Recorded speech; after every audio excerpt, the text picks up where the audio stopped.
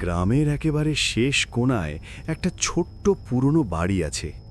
দিনের বেলায়ও বাড়িটাকে ঠিক স্বাভাবিক লাগে না। দরজায় মরচে ধরা তালা, জানালায় ধুলো, আর চারপাশে এমন নীরবতা যেন কেউ ইচ্ছে করেই সময়কে সেখানে থামিয়ে রেখেছে। লোকজন ওই বাড়ির দিকে তাকিয়েও কথা বলে না, শুধু একটা কথাই ফিসফিস করে বলে, এই বাড়ির দরজার চাবির গল্প জানে কেবল একজন। সবাই তাকে ডাকে বুড়ি দিদা। কেউ জানে না তার বয়স কত, কেউ জানে না সে কোথা থেকে এসেছে। শুধু এটুকু জানা, সে জানে চাবির কথা। এই গ্রামেই শহর থেকে কলেজের ছুটি কাটাতে ফিরে আসে অনিকেত। শহরের জীবন, ইন্টারনেট, যুক্তি সব কিছুর মাঝে বড় হওয়া ছেলে, কিন্তু ছোটবেলার সেই বন্ধ বাড়িটা আজও তার কৌতূহল জাগায়। এক সন্ধ্যায় সে গ্রামের পথে হাঁটতে হাঁটতে ওই বাড়িটার সামনে এসে দাঁড়ায়। চারদিকে অন্ধকার নামছে। ঠিক তখনই তার কানে আসে একটা ফিসফাস, তুই চাবি খুঁজেছিস? অনিকেত চমকে ওঠে, চারদিকে তাকায়, কেউ নেই। ভয় পাওয়ার বদলে তার কৌতূহল আরও বেড়ে যায়। সে ধীরে ধীরে বাড়ির বারান্দায় ওঠে। সেখানে অন্ধকারের ভেতর বসে আছে এক বয়স্ক মহিলা। চুল সাদা, চোখ অদ্ভুতভাবে উজ্জ্বল। তার সামনে রাখা একদম পুরনো কাঠের বাক্স।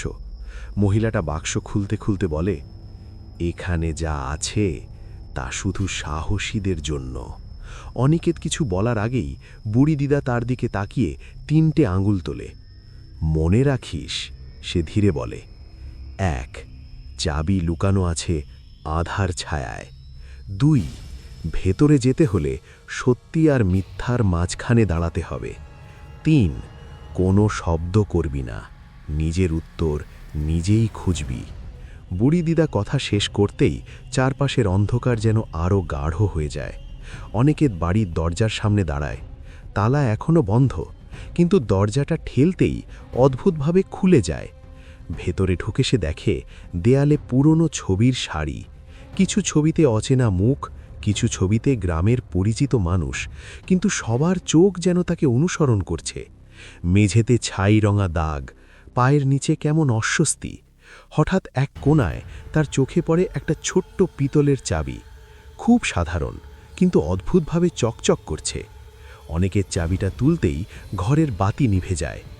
এক মুহূর্তের জন্য সাদা একটা ছায়া ভেসে ওঠে, তারপর কপালে লাগে ঠান্ডা একটা হাওয়া।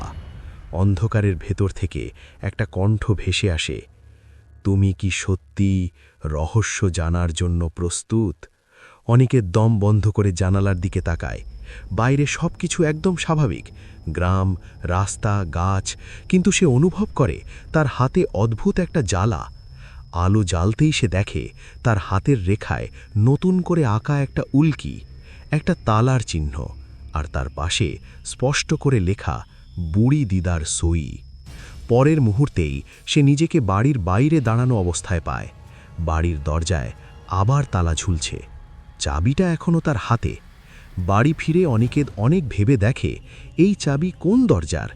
পুরনো বাড়ির, নাকি তার নিজের জীবনের? সেই রাতের পর থেকে তার জীবনে অদ্ভুত সব ঘটনা ঘটতে থাকে। নতুন দরজা, নতুন প্রশ্ন, আর নতুন রহস্য।